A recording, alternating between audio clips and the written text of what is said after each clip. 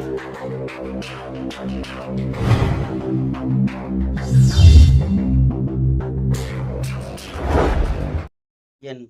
குலதெய்வமான குளுந்தாளம்மனை போற்றி, பெரிய கற்பனசாமியை போற்றி.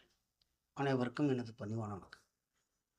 வணக்கம் நண்பர், அதாவது வணக்கம் ஐயா. என் பெயர் பேட்ரிக். ஜாதகத்தில் புத்திர யோகம், புத்திர தோஷத்தை பற்றி சொல்லுங்க அப்படின்ற விளக்கம் சொல்லுங்க அப்படின்னு 2 ஊரில் சொல்லிடலாம். அதாவது 5ஆம் பாவகம் வலுப்பெற்று, 5ஆம் பாவகத்துக்கு அதிபதி வலுப்பெற்று, குரு வலுப்பெற்றால் குழந்தை இருக்கும். அதே மாதிரி அப்படியே குழந்தை இல்லைன்னா அது கெட்டு போய், குருவும் கெட்டு போயிருந்தால் குழந்தை இல்லைங்கிறது அது ஜோதிடத்தில் எழுதப்பட்டிருக்கு, ஜோதிட பாட புஸ்தகத்தில். சரி, அது அப்படித்தானா அப்படின்னா, குழந்தை ஒருவருக்கு சம்மந்தப்பட்டதில்லை. இங்கே தான் பிரச்சனையே வருது. கணவன் மனைவி இருக்காங்க, தவறான கருத்துக்கள் வருது. இப்போ ஒருவருடைய ஜாதகத்தில், அதாவது இங்கே பிரச்சனை எங்கே வருதுன்னா, ஆணுடைய ஜாதகத்தில் இந்த குழந்தை பாக்கியம் கொஞ்சம் கம்மியாக இருக்குன்னு வைங்க, கல்யாணம் ஆயிடுச்சு. பெண்ணோட ஜாதகத்தில் குழந்தைக்கு பாக்கியங்கள் இருக்குது, இப்போ குழந்தை பிறந்திருக்கு. அது ஏதாவது ஒரு ஜோதிடத்தில் போய் பார்க்கும்போது கல்யாணத்துக்கு பார்க்குவாங்க. அங்கே தானே, அப்போ தானே ஜாதகம் எடுத்துகிட்டு போகிறாங்க நோட்டை. ஏன் இவருக்கு குழந்தை பாக்கியம் கொஞ்சம் பாக்கியம் குறைவாக இருக்குது அப்படின்னு சொல்லிட்டாங்கன்னா, அப்படியா அப்படின்னு அது மனசில் வச்சுக்குவார். அதை தூக்கிக்கிட்டு பொண்டாட்டிக்கு குழந்தை பிறந்தேன்னு அதில் ஏதாவது ஒரு சந்தேகம் ஆகி போச்சுன்னா, ஏன்னா நாட்டு நடப்பைங்க உங்கள்ட்ட சொல்கிறேன். நம்மளுக்கு ஜோதிடர் குழந்தை பிறக்காதுன்னு சொன்னார். இவர் இங்கே என்னன்னா குழந்தை பிறந்திருக்கு, இப்போ இதாவது மாற்று ரீதியாக வேறு எப்படியாவது ஆயிருக்குமா அப்படின்லாம் போவாங்க. இது அப்படி கிடையாது. குழந்தை பிறக்கணும் அப்படின்னா முதல்ல திருமணம் நடக்கணும். திருமணம் ஆகின உடனே தாம்பத்திய சுகத்தை கொடுக்கணும். சுகத்தை கொடுத்த உடனே தான் குழந்தை வரும். அப்போ இதில் இத்தனை பாவகத்தை பார்த்து தான் இங்கே குழந்தை பிறக்குமா அப்படின்னு. குழந்தைக்கு ஒரே வழி, குரு வலுப்பெற்று 5ஆம் பாவத்துக்கு அதிபதி வலுவாக இருந்தாலே குழந்தை பிறந்திருந்தேன். அது எல்லாத்துக்கும் அதுதான் அதோடைய ரூல். 5ஆம் இடத்துக்கு அதிபதி வலுப்பெற்றிருக்கணும், 5ஆம் பாவகம் வலுப்பெற்றிருக்கணும், குரு பகவான் இதில் ஏதாவது ஒன்று வலுவாக இருந்தாலும் உடனே குழந்தை வந்துடும். அதுக்கு லக்ன ராசி ஒரே அணியை சேர்ந்தவளாக இருந்தால் பரவாயில்ல. வேறு வேறு அணி, இப்போ என்னன்னாக்கும் குரு அணி சுக்கிர அணி அப்படின்லாம் இருக்கும். இதில் லக்கணம் ஒரு அணியில், இப்போ குரு அணியை லக்கணம் வந்தாலே ராசி இந்த மாதிரி சுக்கிரன் அணியை சேர்ந்து வந்துருச்சு அப்படின்னா இது ஒரு ஒரு ஒரு என்னென்னா ஒரு டீம் மாதிரி பிரிப்பாங்க. குரு அணினா குரு, சூரியன், சந்திரன், செவ்வாய், இது குரு அணி. சுக்கிரனின்னா சுக்கிரனும் புதனும் சனியும், இவங்க ஒரு அணி. அப்போ அதுக்கு சம்மந்தப்பட்ட லக்னம், அது அவர்களுக்கு சம்மந்தப்பட்ட லக்னம், ராசி இப்படி மாறி வரும்போது கொஞ்சம் மாறுதலை பலன் எடுக்கலாம். ஒரே மாதிரி வருது குரு அணியை சேர்ந்தவர்கள். இப்போ லக்னம் தனுசு, ராசி மேஷம் அப்படின்னா குரு அணியை சேர்ந்தவங்க. இப்போ லக்கணம் அப்படியே கன்னியாக போட்டு மேஷம் ராசியை போட்டோம்னா ஒரு சுக்கிர அணி, இன்னொருத்தர் குரு அணி. லக்கணம் சுக்கிர அணி கன்னின்னு போட்டோம்னா சுக்கிர அணி, மேஷம் ராசியாக போட்டோம்னா குரு அணி வந்துடுது. சரி, இதிலெல்லாம் இப்படிலாம் பார்க்கலாமா அப்படிங்கும்போது, யோகாதிபதிகள் திசை நடக்கும்போது ஒரு லக்கணத்துக்கு சரியான வயசில் இருக்கும்போது அவருக்கு கல்யாணம், அவருக்கு எல்லாமே தேவை என்னமோ எல்லாமே நடக்கும். அப்போ அந்த இடத்துல ரூல் வேறு மாதிரி மாறும். ஒருக்கு குழந்தை பிறக்காதனால ஒருக்கு குழந்தை பிறந்துருச்சு, ஆம்பளையாளுக்காக இருந்தாலும் பெண்களுக்காக இருந்தாலும். யோகாதிபதி தசாபுத்திகள், இப்போ குழந்தை பிறக்கணும்னு எல்லாமே கரெக்டாக இருக்கும், ஆனால் அங்கே குழந்தை தாமதம் ஆகிக்கிட்டு இருக்கும். பாவகாதிபதிகள் தசாபுத்தி நடக்கும் பொழுது கொஞ்சம் எதுவுமே கிடைக்கக்கூடியது தாமதமாக கிடைக்கும். நமக்கு குழந்தை பாக்கியங்கிறது ஒரு பாக்கியம் தானே. அப்போ குழந்தைக்கு கிடைக்கணும். குழந்தைக்கு என்ன கேட்டுக்குங்க, ஆமாம், புத்திர தோஷத்தை பற்றி விளக்குங்க. இப்போ அதாவது யோகம் தோஷம். யோகம் அப்படின்னா இதுதான் லக்கணத்துக்கு, அதாவது லக்கணம் தான் தலை உதயம் எல்லாமே லக்கணம் தான். நம்ம இந்த பாவகம் கணக்கெடுக்கும்போது லக்கணத்துலேருந்து தான் எடுக்கணும்.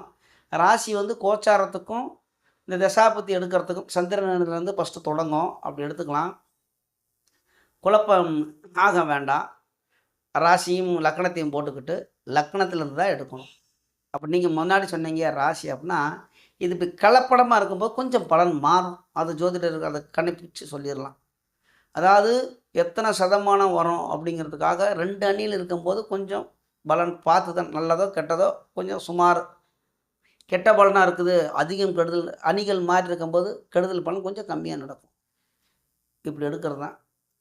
இப்போ 5ஆம் பாவகத்துக்கு அதிபதி அது எந்த லக்கணமாக எடுத்துக்குங்க. இப்போ ஒரு கன்னி லக்கணத்தை பற்றி இப்போ பேசணும்னா, கன்னி லக்கணத்துக்கு 5ஆம் பாவகத்துக்கு 5ஆம் பாவத்துக்கு அதிபதி யாராக வர்றாருனாக்கும் 5ஆம் பாவம் வந்து மகரம் வருது. இப்போ சனி மேசத்துலேருந்து நீச்சம் பெற்று போயிட்டார். ஒரு ஒரு உதாரணத்துக்கு 5ஆம் பாவகத்தில் குரு இருந்து நீச்சம் பெற்று போய்விட்டார்.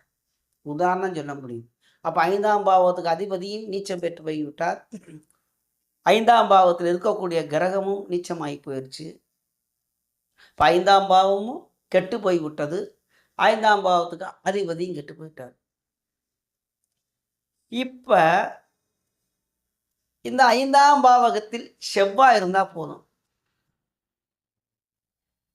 குழந்தை பிறந்தோம். என்னங்கய்யா ஒன்றும் புரியல அப்படிங்கிறீங்களா? இதுதான் ஜோதிடம். 5ஆம் பாவகத்தில் குரு நீச்சம் பெற்று 5ஆம் பாவத்துக்கு அதிபதி சனி மேசத்தில் நீச்சம் பெற்றிருக்கும் போது இங்கே குழந்தை இல்லைன்னு சொல்லிட்டான். இதில் இயற்கை பாவரியா, அதே மாதிரி லக்கணத்துக்கும் பாவி தானே, கன்னி லக்கணம் தானே எடுத்திருக்கோம். லக்கண பாவி இயற்கை பாவி அங்கே 5ஆம் இடத்துல இருக்கும்போது எப்படியா குழந்தை பிறக்கும்? இது என்னையா குழப்புறீங்க அப்படின்னா, இதாயா சோதிடம். அந்த இடத்துல செவ்வாய் வந்து உச்சம் பெறுகிறார். சனியும் செவ்வாயும் பரிவர்த்தனை யோகத்தில் இருக்கிறார்கள். ரோல் மொத்தம் முடிஞ்சு.